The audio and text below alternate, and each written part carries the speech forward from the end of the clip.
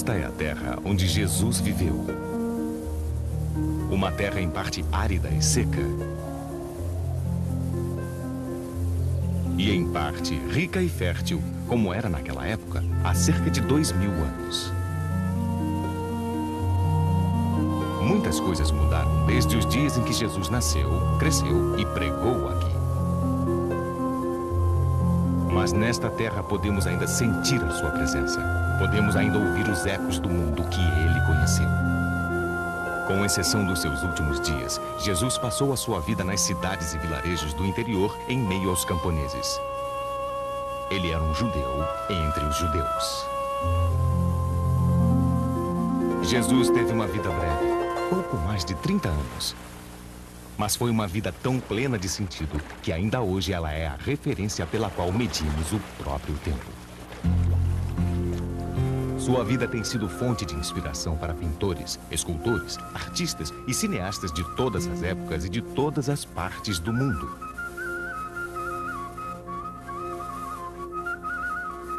As diversas características por eles atribuídas a Jesus são fictícias, filtradas pelos prismas de sua própria época e de sua própria cultura.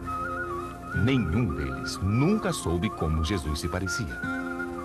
Sua altura. O desenho de sua silhueta ao caminhar pelas estradas sujas e pelas ruas empoeiradas da Galileia e da Judéia. E assim podemos imaginar em nossa mente uma mão delicada elevando-se numa bênção, ou uma mão áspera e calejada. Um rosto gentil com um olhar suave, ou um rosto enérgico com um olhar ardente.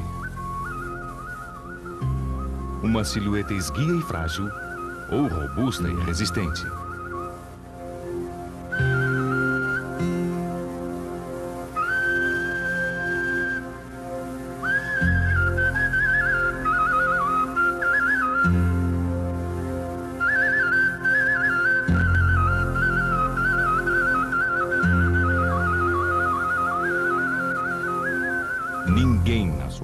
Desenhou ou esculpiu a sua imagem, já que o culto a ídolos era proibido pela lei judaica.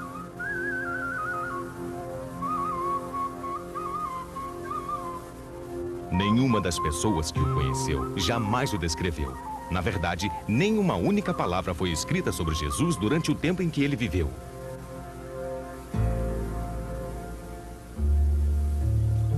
Quase tudo o que sabemos sobre a sua vida deve-se à inspiração de 4 homens que escreveram sobre ele muito tempo depois da sua morte. Esses homens foram Mateus, Marcos, Lucas e, finalmente, João. Eles escreveram em grego, embora Jesus provavelmente falasse aramaico, a língua de seu povo. Cada um conta a história um pouco diferente do outro, mas tomadas em conjunto, essas 4 histórias, escritas em língua simples, mas vívida, compõem o épico mais influente de todos os tempos.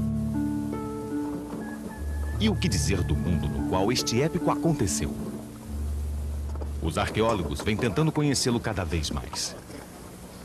E novas descobertas são realizadas a cada dia, mas debaixo do seu solo ainda há muito a ser desvendado.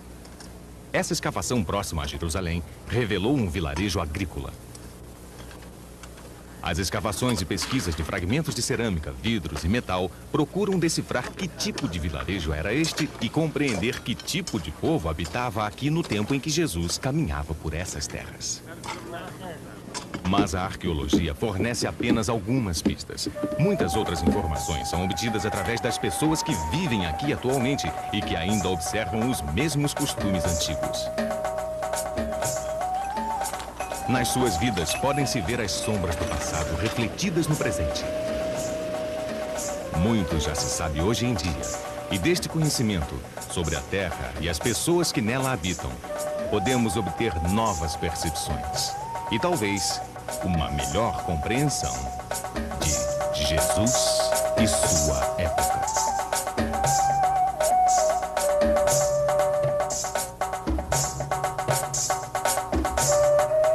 A história começa.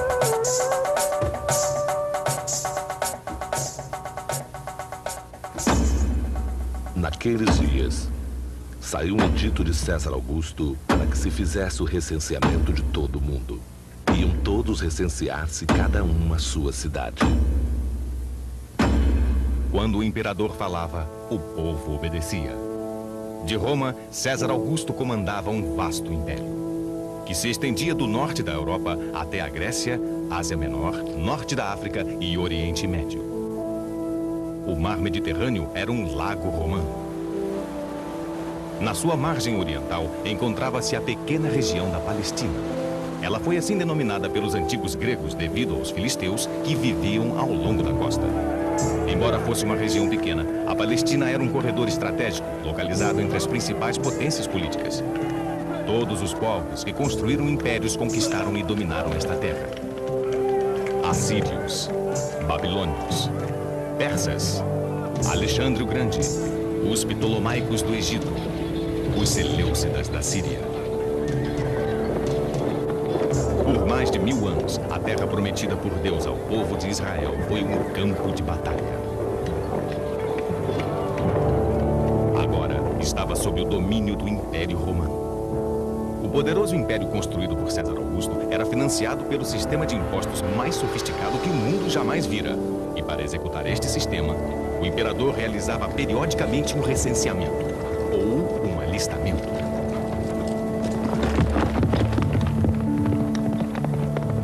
José foi também da Galileia, da cidade de Nazaré, à Judeia, a cidade de Davi, que se chamava Belém, porque era da casa e família de Davi, para se recensear juntamente com Maria, sua esposa, que estava grávida.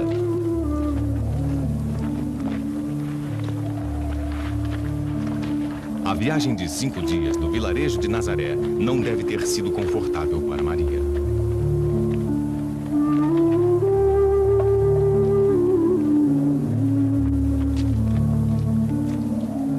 Era um dia de sol quente quando eles saíram do norte da Galileia em direção sul, através das colinas da Judeia. Eles levaram comida e água. À noite, cansados e abatidos, Maria e José provavelmente descansavam sob o telhado de hospitaleiros desconhecidos. O povo judeu era instruído a acolher os viajantes nas suas casas. Enquanto caminhava, Maria deve ter pensado sobre a coisa extraordinária que lhe acontecera. Saber que o seu filho seria único. E foi enviado por Deus o anjo Gabriel a uma cidade da Galileia chamada Nazaré, a uma virgem desposada com um varão chamado José, da casa de Davi. O nome da virgem era Maria. Entrando o anjo, onde ela estava, disse-lhe: Deus te salve, cheia de graça, o Senhor é contigo. Maria tinha um contrato de casamento com José. Hoje diríamos que ela estava noiva. Mas o contrato de casamento significava uma coisa bem diferente. E ainda hoje significa para alguns judeus. Não era como hoje, que um casal se conhece, se apaixona, resolve se casar e então anuncia sua decisão. Não era então uma decisão deles.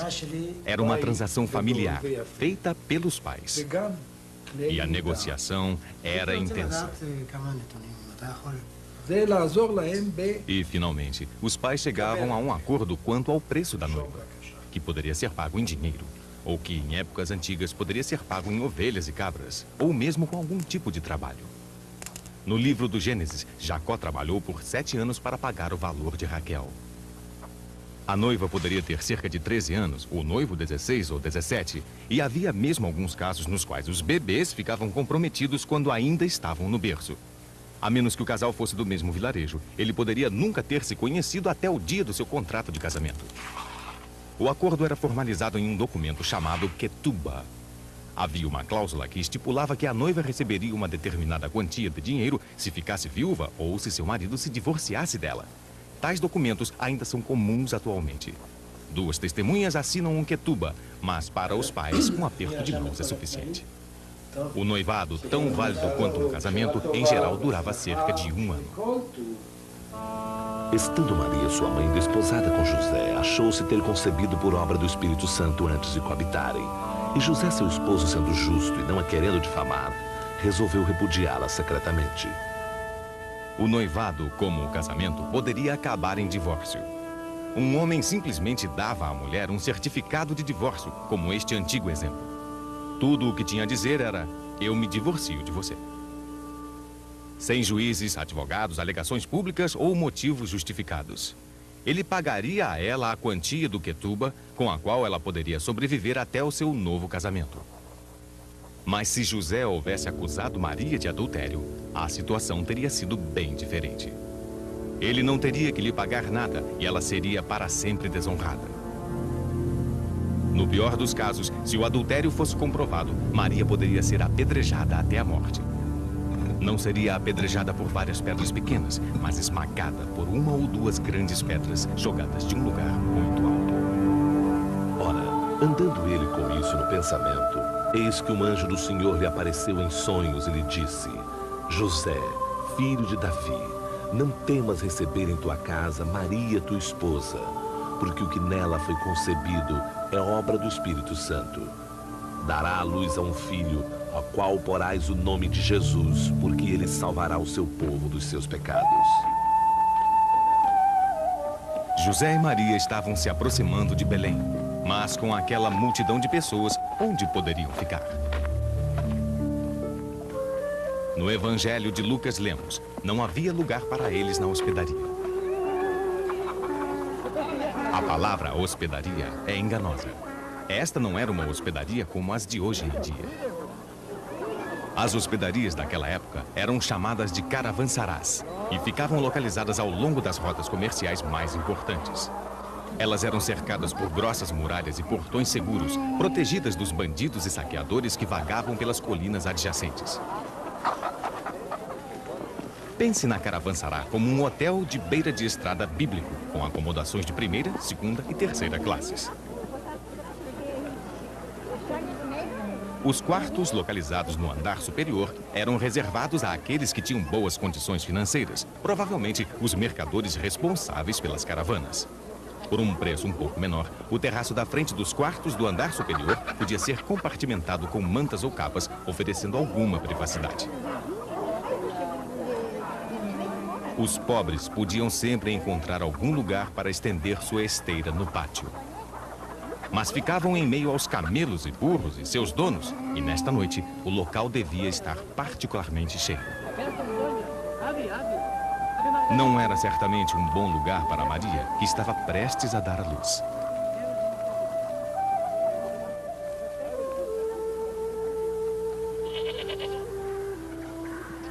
As colinas de calcário que cercavam Belém são crivadas de cavernas. Quando o tempo estava ruim, os pastores abrigavam, alimentavam e davam água aos seus animais nessas cavernas. Muitas delas tinham manjedouras, vasilhas de alimentação, talhadas na pedra. Será que José e Maria se refugiaram em uma dessas cavernas? A verdade é que ninguém sabe exatamente onde Jesus nasceu. Ora, estando ali, aconteceu completarem-se os dias em que devia dar à luz. E deu à luz a seu filho primogênito, e o enfaixou e reclinou numa manjedoura.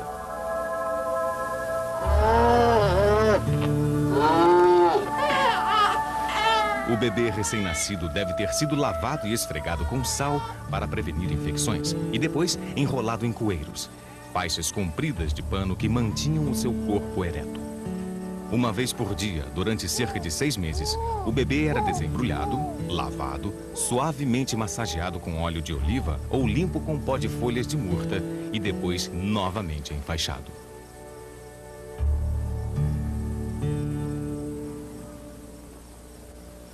Ora, naquela mesma região, havia uns pastores que velavam e faziam de noite a guarda ao seu rebanho. Estas palavras de São Lucas nos revelam que o nascimento de Jesus não se deu no inverno, quando é comemorado o Natal. No frio e na umidade de dezembro, o pico da estação chuvosa, os rebanhos não estariam nos campos, mas protegidos em algum abrigo. Ainda hoje, os pastores guardam os seus animais como o faziam há milhares de anos. Quase nada mudou. É uma vida dura e solitária. Durante 9 ou 10 meses, o pastor mora ao ar livre com o seu rebanho. Usando uma linguagem com sons e palavras especiais, o pastor conduz o seu rebanho à procura de comida e água. Os animais são o seu sustento e ele os protege usando toda a sua habilidade.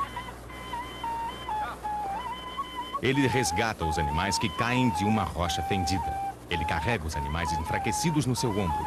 E, se necessário, enfrenta todos os outros pastores para garantir a sua riqueza mais preciosa, a água.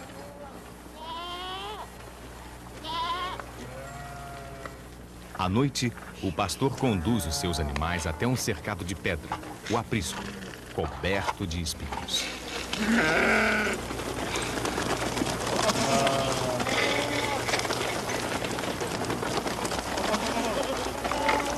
O pastor dorme atravessado na entrada, um portão humano, com as suas armas à mão.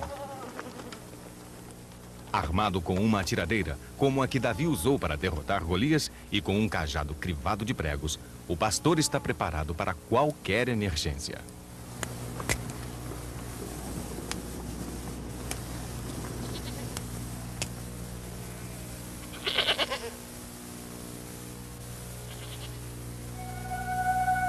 E eis que apareceu junto deles um anjo do Senhor, e a glória do Senhor os envolveu com sua luz, e tiveram grande temor. Porém o anjo disse-lhes: Não temais, porque eis que vos anuncio uma boa nova, que será de grande alegria para todo o povo. E eis que vos servirá de sinal: encontrareis o menino envolto em panos e deitado numa manjedoura. E foram a toda pressa, e encontraram Maria e José e o menino deitado na manjedoura.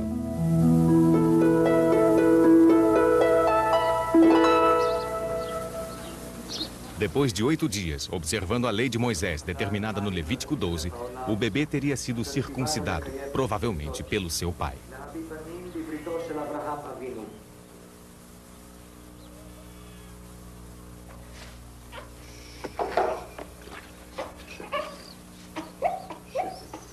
José teria recitado uma bênção que evocaria o antigo acordo de Deus com Abraão.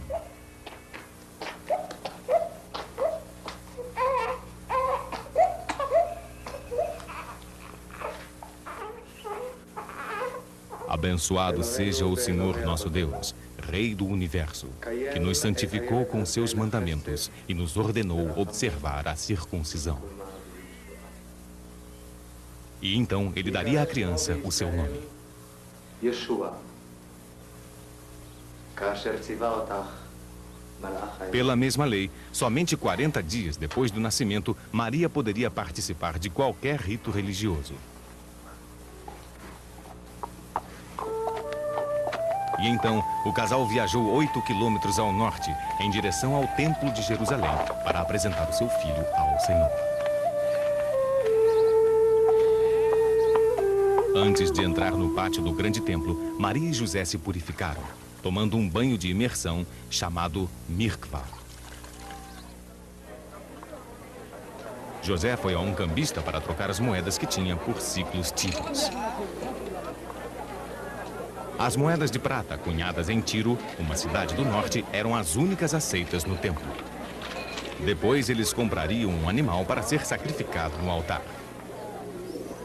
O sacrifício era o propósito fundamental do templo. Ele era executado como uma afirmação solene de que toda a vida pertencia a Deus. Este sacrifício tinha também um outro significado.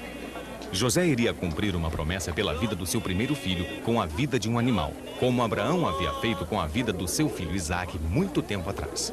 Se fosse um homem rico, José teria comprado uma ovelha ou uma cabra para o sacrifício. Mas a lei permitia o uso de 2 rolas ou 2 filhotes de pombos.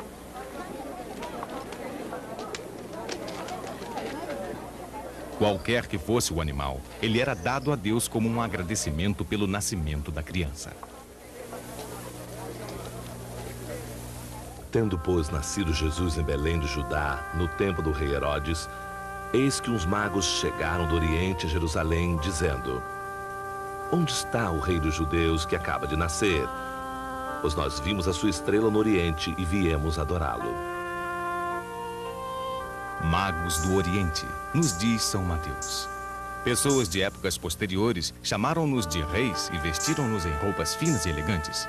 Quantos eram não se sabe, mas especula-se qualquer número entre 3 e 12. E eles até mesmo receberam nomes: Gaspar, Melquior e Baltazar. Mas, na verdade, tudo o que sabemos é que eles vieram do Oriente, provavelmente da Arábia, da Pérsia ou mesmo da Índia.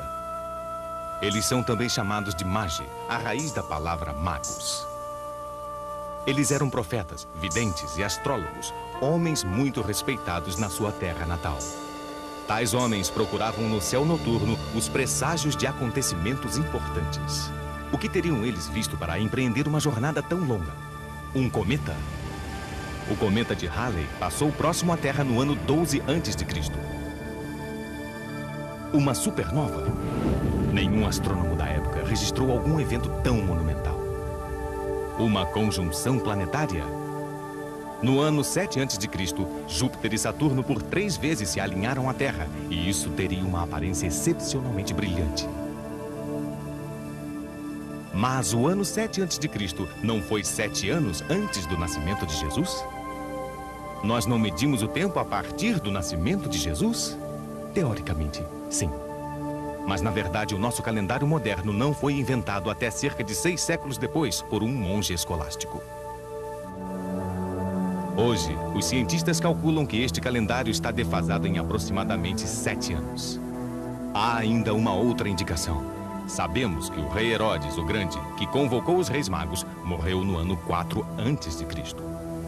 E sabemos que a sua morte provavelmente ocorreu 2 ou 3 anos depois do nascimento de Jesus. Por isso, podemos afirmar com certeza de que Jesus, na verdade, nasceu no ano 7 ou 6 a.C. Isto indica pelo menos que a conjunção planetária ocorreu no período correto. Ou talvez que a misteriosa estrela de Belém tenha sido um sinal dado apenas a esses homens. Então Herodes, tendo chamado secretamente os magos, inquiriu deles cuidadosamente acerca do tempo em que lhes tinha aparecido a estrela. Sobre o rei Herodes o Grande, não há por que tecer especulações. Ele é uma figura historicamente bem documentada, mas se imagens ou esculturas suas foram feitas durante o tempo em que viveu, elas não mais existem. Imagine a sua fúria quando estes estrangeiros chegaram fazendo perguntas sobre um novo rei dos judeus. Herodes era o rei dos judeus e não toleraria nenhum outro.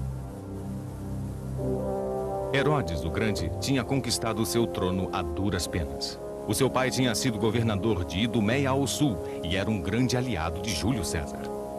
Quando ainda jovem, Herodes tinha ocupado diversos cargos sob a administração do Império Romano. A segunda das suas 10 esposas era uma princesa da família real judia dirigente. Ele era um mestre da luta política. Antes de completar 35 anos, Herodes fora nomeado o rei dos judeus pelo Senado romano, graças ao apadrinhamento das 3 pessoas mais poderosas do mundo. Marco Antônio, soberano do território oriental do Império Romano. Sua amante, Cleópatra, rainha do Egito. E Otaviano, filho adotivo de Júlio César, então soberano do território ocidental do Império Romano. Mas Herodes era rei apenas no título. Antes que pudesse se apossar do seu trono, ele tinha que tomá-lo do rei fantoche, colocado no trono por um império rival no Ocidente. Somente depois de 3 anos de uma sangrenta guerra civil e com a ajuda do Império Romano de tropas sírias, é que Herodes finalmente conquistou o trono. Jerusalém foi quase que totalmente destruída na batalha final. Herodes não foi bem recebido pelos seus novos súditos. Como foi indicado no livro Deuteronômio, nunca deixem que um estrangeiro os domine. E muitos consideravam Herodes um estrangeiro, um idumeu, descendente de antigos inimigos dos cidadãos da Judéia. Os idumeus tinham sido convertidos à força ao judaísmo no século anterior, mas muitos judeus ainda não confiavam neles. Herodes começou o seu reinado ordenando a execução de centenas de pessoas influentes, inclusive da maioria dos membros do conselho dirigente, chamado Sinédrio. Ele confiscou as suas vastas propriedades e todos os seus bens. Ele importou uma nova aristocracia. Judeus ricos da Babilônia, Alexandria e de outras partes do Império Romano. Pessoas fiéis e submissas ao seu domínio.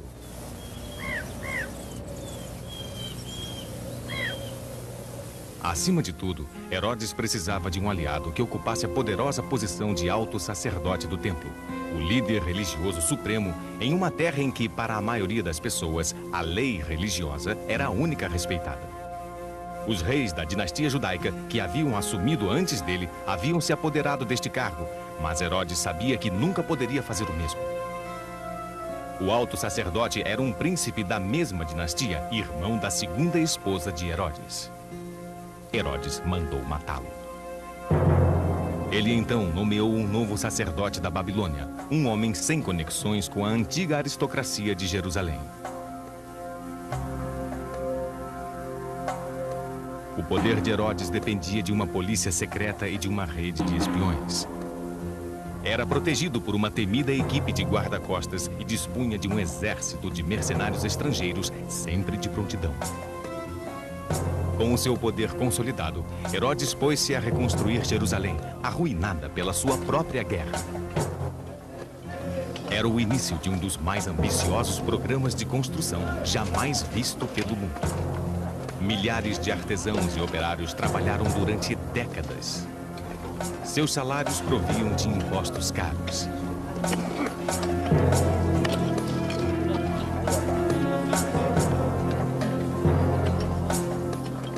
As muralhas da cidade foram reconstruídas. Uma nova fortaleza se agigantou sobre o antigo templo, eclipsando-o com a majestade romana. Ele a batizou de A Antônia, em homenagem a Marco Antônio. Foi construído um teatro em estilo romano e um hipódromo para a corrida de carros de guerra. Eram realizados torneios esportivos em que os atletas competiam nus e jogos de combate mortal, todos altamente ofensivos à sensibilidade judaica. A sua própria casa, um palácio fortificado na região nobre, localizada na parte alta de Jerusalém, era muito maior do que as mansões que ali já existiam. Fora de Jerusalém, o andar das construções não era menos frenético. Por todo o seu reino, Herodes erigiu monumentos, jardins, banhos romanos, aquedutos e estradas pavimentadas. E para si próprio, construiu diversos palácios luxuosos por toda a região. Um deles ficava na cratera desta montanha de aparência vulcânica. Mas não era um vulcão. Uma colina próxima foi parcialmente destruída para servir de material para um cone íngreme, impossível de ser escalado por seus inimigos. Havia apenas uma maneira de subir, uma escada de pedras construída no interior da montanha. O caminho sinuoso na sua lateral foi feito mais recentemente. Dentro da cratera, havia um grande palácio com espaçosos pátios com colunatas. Havia comida e água suficientes para abastecer um exército durante meses. Ele chamava este complexo Heródion, em homenagem a si próprio. Essa era apenas uma das fortalezas que protegiam as fronteiras ao sul e ao leste de Judeia. Também fazia parte dessa cadeia a invencível Massada. Aqui, sobre um rochedo isolado, que se erguia a cerca de 1.300 metros acima do Mar Morto, Herodes possuía não apenas um, mas 2 luxuosos palácios. Em torno da borda da mesa, havia uma muralha cujo batente era tão grande que continha diversas salas. Na extremidade norte, ficava o refúgio pessoal de Herodes, o Palácio Suspenso. Ele foi construído em 3 níveis recortados na superfície do rochedo íngreme. No topo, ficava o palácio principal, equipado com banhos em estilo romano. Abaixo, ficavam os pavilhões com colunatas, salas de jantar e áreas de descanso. Para fornecer água para o complexo, foram construídas represas em 2 barrancos próximos ao local. A água era conduzida através de canais até uma cisterna com capacidade para armazenar até 40 milhões de litros. Os escravos carregavam a água até o topo, jarro por jarro. Neste refúgio grandioso, Herodes podia ter uma vida luxuosa, incólume a qualquer ataque.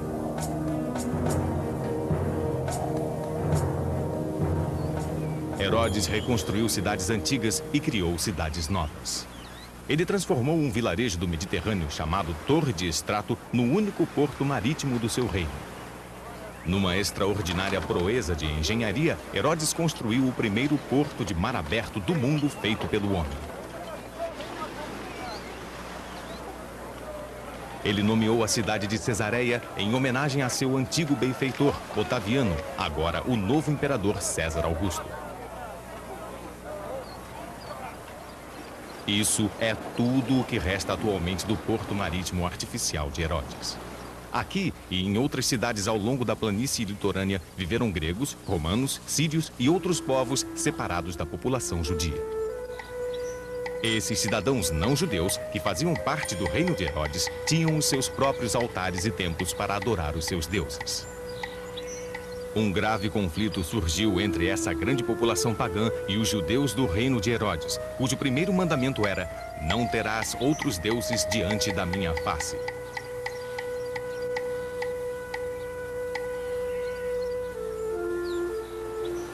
Mas nem mesmo Herodes poderia permitir altares pagãos em Jerusalém. Aqui ele deu ao povo judeu um monumento que superaria qualquer outro no mundo.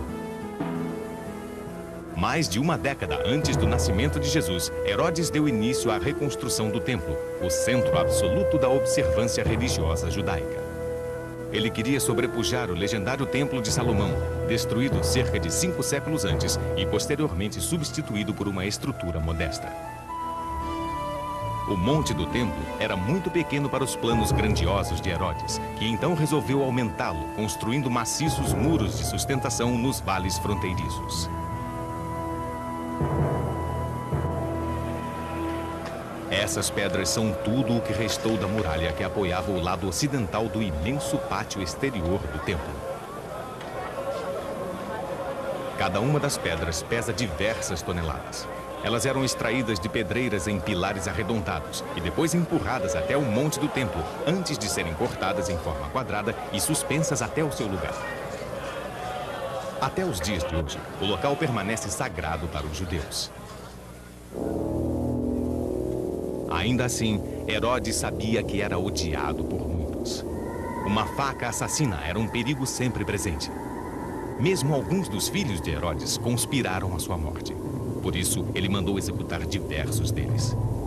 Enquanto envelhecia, Herodes via inimigos por toda a parte.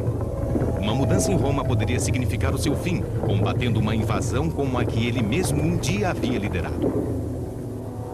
Qualquer revolta popular, qualquer líder carismático poderia unir o povo contra ele. O seu poder era tudo o que tinha. O Herodes que os reis magos conheceram era um tirano envelhecido, com a mente e o corpo doentes e enraivecido com o que diziam sobre um novo rei dos judeus. E enviando-os a Belém, disse: Ide e informai-vos bem acerca do menino, e quando o encontrardes, comunicai-mo, a fim de que eu também o vá adorar. E eles, tendo ouvido as palavras do rei, partiram. E eis que a estrela que tinham visto no oriente ia adiante deles, até que, chegando sobre o lugar onde estava o menino, parou.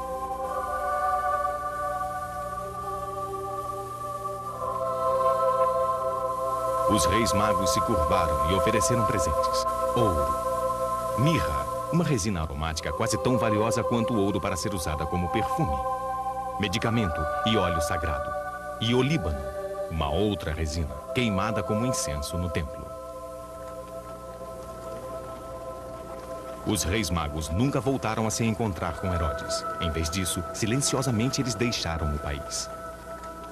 Herodes, na sua fúria enlouquecida, ordenou a atrocidade pela qual o seu nome é desde então lembrado. Todas as crianças do sexo masculino, nascidas nas cercanias de Belém nos 2 anos anteriores, foram assassinadas. A história registra muitos atos sangrentos cometidos por Herodes o Grande, mas apenas o Evangelho de Mateus nos conta sobre este massacre dos inocentes. Tomando como base uma estimativa da população de Belém daquela época, calcula-se que cerca de 25 crianças morreram. Mas, avisados por um sonho, José, Maria e Jesus já estavam a caminho do Egito. Eles se juntaram a uma caravana na movimentada rota comercial que atravessava o deserto de Sinai. Era uma longa jornada. devido ao calor brutal, podiam percorrer somente cerca de 24 quilômetros por dia. De vez em quando, descansavam em uma das caravançarás que recebiam os mercadores. Para onde exatamente eles foram no Egito?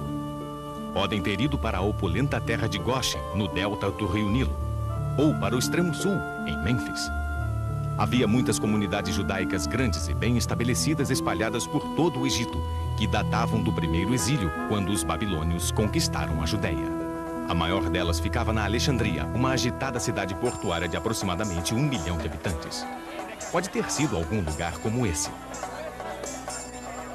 Alexandria ostentava uma das maiores bibliotecas do mundo antigo e um poderoso farol, o Pharos, que se elevava sobre seu porto. Aqui, José pode ter encontrado trabalho como carpinteiro e uma comunidade que acolheu a sua família. Onde quer que a família tenha se assentado, foi em algum local muito longe de Nazaré. Morto Herodes, eis que o anjo do Senhor apareceu em sonhos a José no Egito, dizendo: Levanta-te, toma o menino e sua mãe e retorna para a terra de Israel, porque morreram os que atentavam contra a vida do menino. Herodes morreu no ano que nós denominamos 4 a.C., no seu palácio de inverno em Jericó. Seu funeral foi espetacular. O longo cortejo incluía a sua família, guarda-costas, músicos, carpinteiras profissionais e um exército bem pago.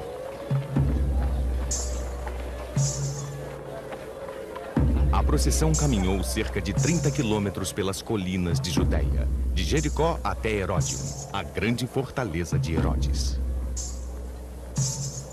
Ali ele foi cremado, mas o seu túmulo nunca foi encontrado. César Augusto dividiu o reino entre os 3 filhos de Herodes que ainda viviam, mas não permitiu que nenhum deles se autodenominasse príncipe. Roma não queria mais reis dos judeus. Herodes Antipas foi feito tetrarca ou soberano da Galileia e Pérea. Filipe de Betânia e Traconítides. Arquelau recebeu as ricas, mas problemáticas terras de Samaria, Judeia e Idumeia. Arquelau era tão bruto quanto seu pai, mas não possuía a sua habilidade política. Em apenas um mês, uma insurreição iniciou-se em Jerusalém, culminando em distúrbios durante a semana da Páscoa. A revolta foi violentamente abatida pelas tropas sírias convocadas por Roma. Cerca de 3.000 pessoas morreram, 2.000 delas crucificadas.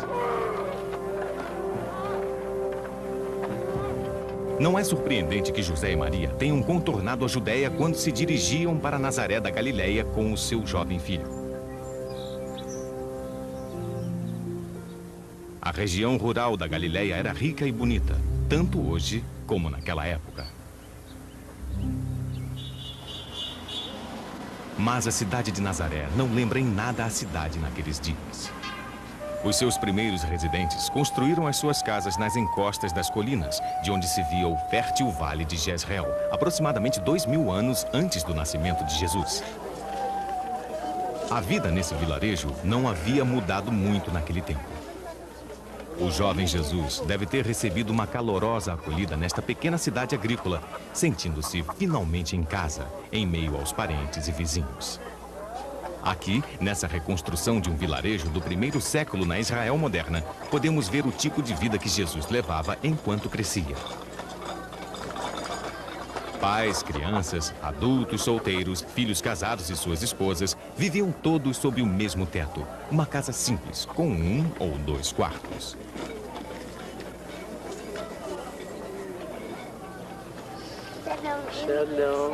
A família estava no coração de tudo, e cada um cumpria as suas tarefas para mantê-la.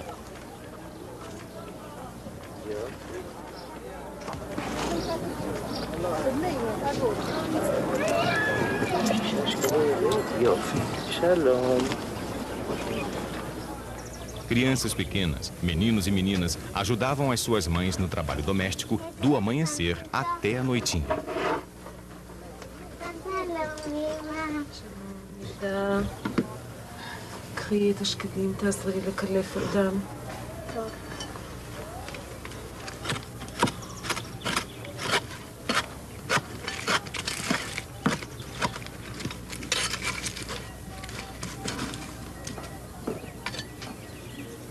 תשאי קצת השקדים שם בחוץ.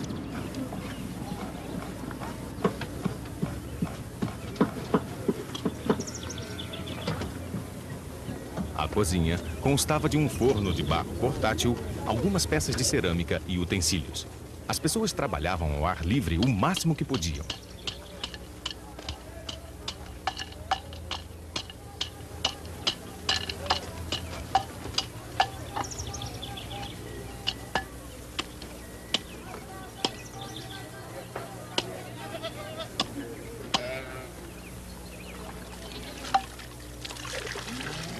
A água vinha do poço da cidade. O poço era um local de encontro, um centro social. Todas as mulheres da cidade iam a ele várias vezes por dia para tirar água para cozinhar, lavar e para outros usos domésticos.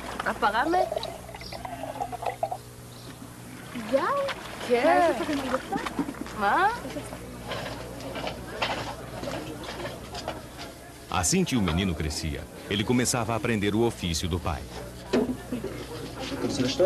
Nazaré era conhecida como o vilarejo dos carpinteiros. José era um dos que trabalhava neste ofício altamente conceituado. A broca era um dos utensílios que os artesãos tinham que manejar.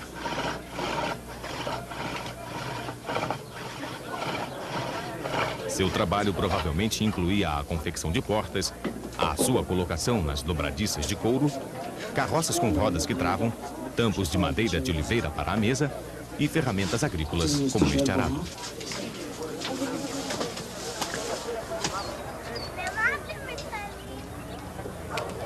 O carpinteiro levava o arado para o ferreiro da cidade, que o finalizava.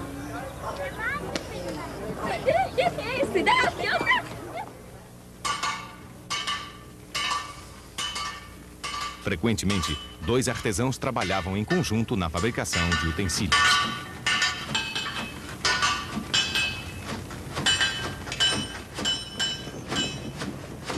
Enquanto o aprendiz mantinha o fogo aceso na fornalha, o ferreiro formatava a relha de arado.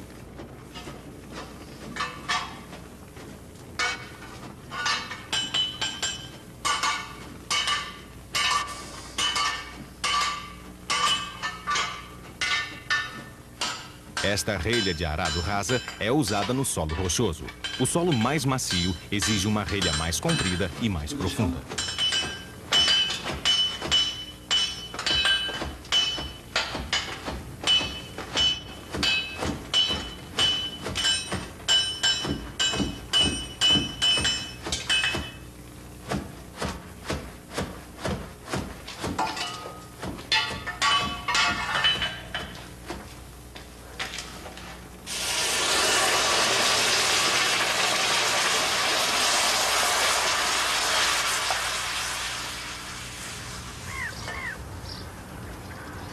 As mulheres plantavam as sementes com as mãos, preparavam a massa e a deixavam crescer para o pão de cada dia da família. Algumas refeições eram preparadas em pequenos fornos de barro, mas um vilarejo do tamanho de Nazaré provavelmente tinha um forno comunitário, para onde as mulheres levavam os pães a serem cozidos.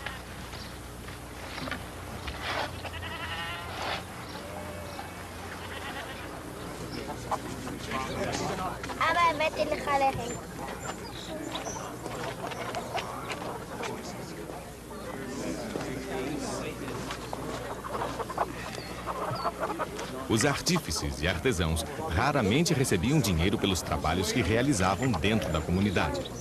Um oleiro podia negociar as suas mercadorias por aves frescas, um carpinteiro por uma cesta trabalhada. O sistema de permutas era a base da economia do vilarejo. Era a função do escriba controlar as transações complicadas ou a longo prazo. Ele era um especialista na arte da escrita e da leitura. Ele escrevia cartas para as pessoas, firmava os contratos de casamento, notas de venda, tudo o que era necessário ser registrado. E foi com um destes homens que Jesus aprendeu a ler e a escrever. יש קצת כסף. אני צריך 4 שקלים. עכשיו? כן, בסדר. בוודאי. בסדר.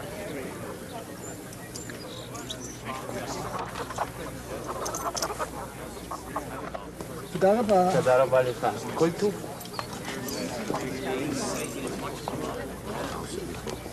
אברהם. Faziam-se cestas de todos os tamanhos e formas.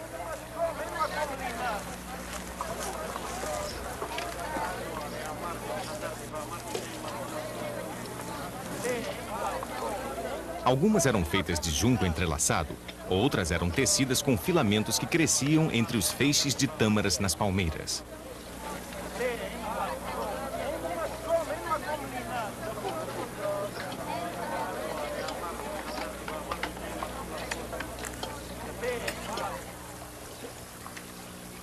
A Galileia era uma região rica em campos de linho e era famosa pelos finos panos de linho que eram produzidos nas suas cidades e vilarejos. Fibras curtas eram torcidas em corda e transformadas em fios e linha rústica, e fibras longas em linhas mais refinadas. As melhores linhas eram usadas na confecção de túnicas de linho brancas para os sacerdotes do templo.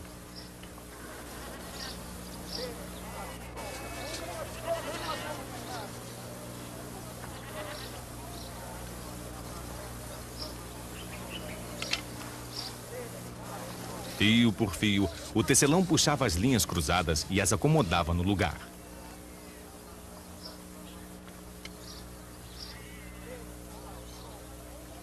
As linhas, no sentido vertical, eram mantidas esticadas por pesos de barro.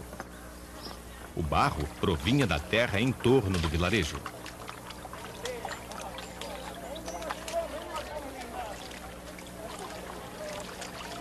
O material bruto tinha que ser limpo e filtrado através de 3 cubas de água.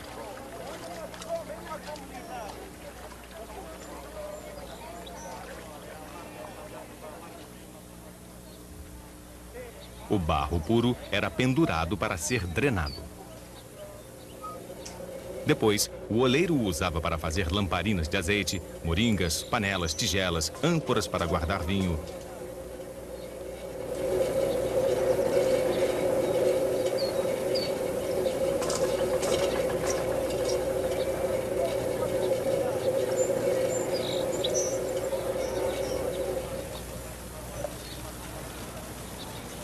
E, finalmente, ele era colocado no forno. A maior parte do trabalho do oleiro era simples e utilitária. Ele apenas fabricava utensílios para as necessidades diárias.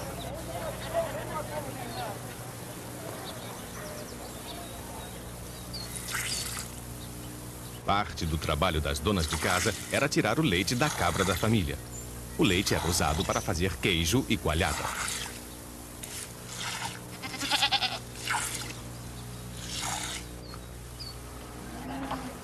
A coalhada era feita em um saco de pele de cabra. A dona da casa a balançava, fazendo o líquido coagular.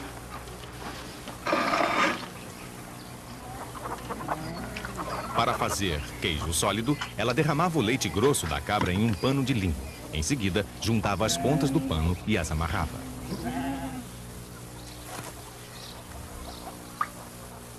Depois que o soro do leite era drenado, estava pronta a coalhada, que era consumida nas refeições familiares.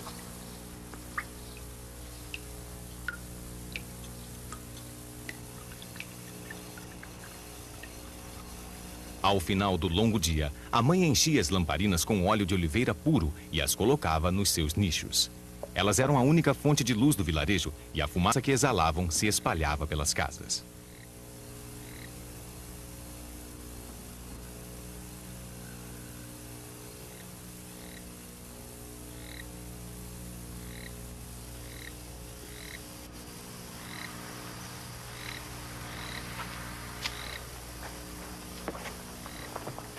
Quando fazia calor, as pessoas do vilarejo preferiam comer as suas refeições nos telhados das suas casas.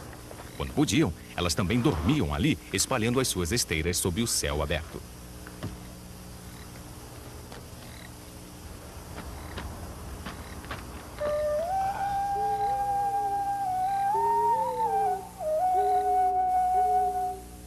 Desde a sua mais tenra infância, Jesus havia aprendido a Torá, os 5 livros de Moisés, o Gênesis, Êxodo, Levítico, os Números e o Deuteronômio. Como essas crianças judias modernas, ele respondia às perguntas que o seu professor fazia sobre os patriarcas Abraão, Isaac e Jacó, e sobre outras grandes personalidades do passado. Sua jovem mente absorveu a história do seu povo e aprendeu que a obediência a Deus estava ligada a todos os aspectos da sua vida. Este aprendizado era feito em hebreu, uma língua diferente do aramaico, o idioma corrente. רבקה שמעה שנים, זאת אומרת ביחד כמה זה יוצא? 14 שנה. אבל מי שפעל ברשות חכמים... À medida em que crescia, Jesus estudou as palavras dos profetas, os salmos e os livros de sabedoria e aprendeu os fundamentos básicos de interpretação dessas escrituras. Na sua adolescência, ele deve ter lidado com questões da lei oral, as interpretações correntes da aplicação das leis imutáveis da Torá na realidade mutável da vida cotidiana. Questões como essas eram levantadas pelos sábios aos alunos que estudavam os textos antigos. A questão: não se deve trabalhar no Shabat, mas há algum problema em andar de burro para informar que haverá lua nova na véspera? A lua nova era o que estabelecia o início de um novo mês. E se a noite estivesse nublada, somente poucos poderiam vê-la. Essa era uma informação que precisava ser dada. A discussão continua, mas finalmente chega-se à conclusão de que neste caso é permitido andar de burro no Shabat.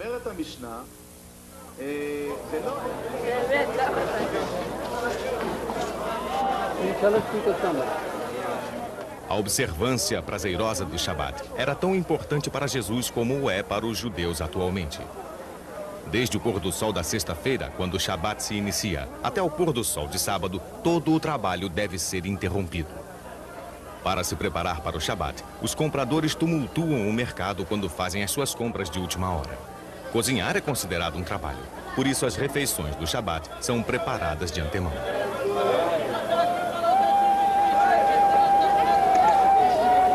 Enquanto a luz da tarde se esvanece, os vendedores se apressam para fechar suas lojas. Pouco a pouco, o mercado vai ficando estranhamente silencioso.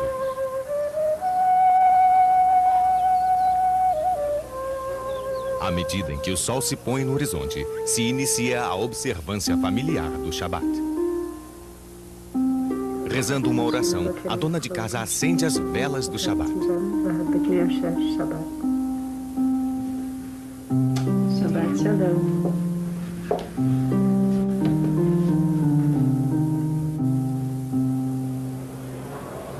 Como as pessoas desta comunidade, Jesus e seus vizinhos devem ter se reunido na sinagoga para a leitura das Escrituras, que provavelmente era feita pelos mais velhos ou escribas.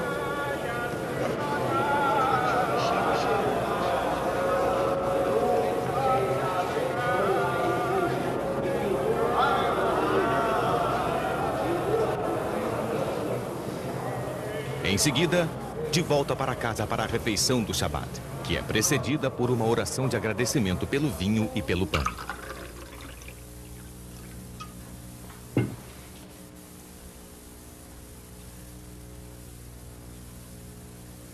Nesta oração, o Shabbat Kiddush, o chefe da casa relembra o trabalho da criação divina, quando o céu e a terra e tudo o que os rodeia foram criados, e que Deus descansou no 7º dia.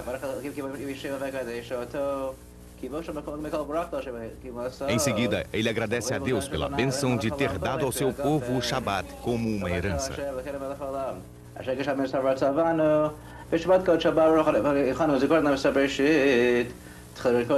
Ele abençoou o vinho, agradecendo a Deus por ter criado a fruta do vinho.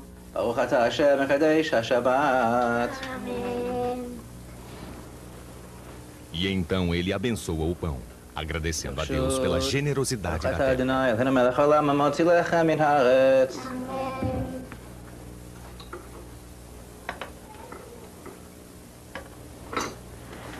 Juntamente com o sal, eles são as necessidades primeiras da vida.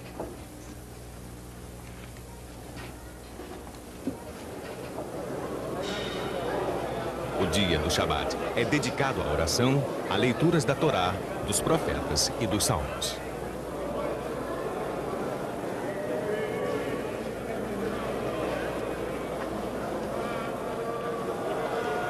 Desde a sua primeira infância, Jesus devia aguardar pelas 3 grandes festividades religiosas que são realizadas todos os anos. As pessoas corriam para Jerusalém.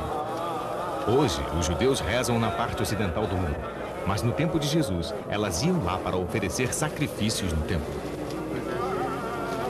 Jesus devia aguardar ansiosamente por essas festividades de peregrinos, o Festival de Semanas no início do verão, esta, a Festa dos Tabernáculos no outono, e na primavera, a grande festa da Páscoa. Seus pais iam todos os anos a Jerusalém na festa da Páscoa. Tendo ele atingido 12 anos, subiram a Jerusalém segundo o costume da festa. Aos 13 anos, um menino judeu, de acordo com a tradição, se torna um homem. E então o jovem Jesus já podia acompanhar a peregrinação da primavera até a cidade sagrada. A Páscoa congregava milhares de judeus de todo o mundo em Jerusalém. O momento mais importante da celebração era uma festa, o Seder, que comemorava a libertação por Deus das crianças de Israel do cativeiro no Egito. Milhares de cordeiros eram sacrificados no templo como oferendas a Deus. A carne assada do cordeiro era então consumida na festa, juntamente com o pão sem fermento, como os israelitas fugitivos haviam preparado. Ervas amargas eram comidas em memória ao sofrimento daqueles que foram escravizados pelo faraó. Por que esta noite é tão diferente das outras noites? Perguntou o jovem homem. E assim que um homem mais velho começasse a responder-lhe, com as mesmas palavras que ele mesmo ouvira quando criança, a narrativa do Êxodo começava a ser recontada, como havia ocorrido em cada Páscoa durante séculos e como ocorre ainda hoje. E o jovem homem novamente foi lembrado da profundidade das suas próprias raízes espirituais que repousam no passado do seu povo.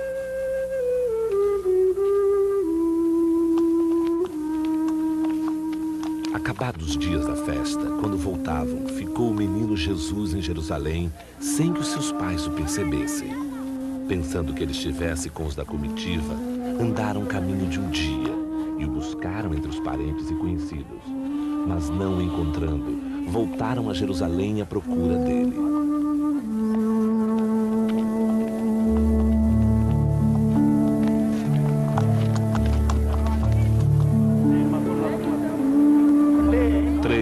Depois o acharam no templo, sentado no meio dos doutores, ouvindo-os e interrogando-os.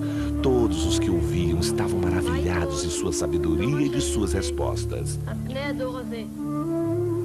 Quando eles o viram, admiraram-se. E sua mãe lhe disse: meu filho, que nos fizeste?